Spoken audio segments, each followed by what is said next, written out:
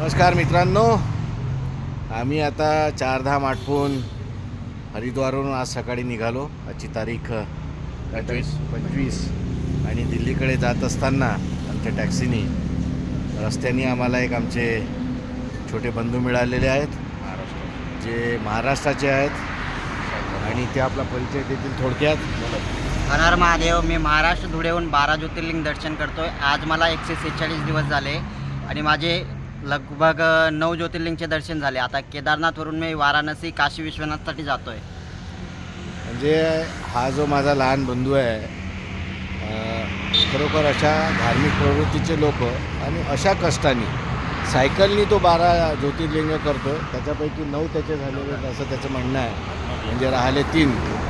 तर बघा, म्हणजे क्षमता अशी असायला पाहिजे, चिकाटी अशी असायला पाहिजे, जिद्द अशी असायला पाहिजे.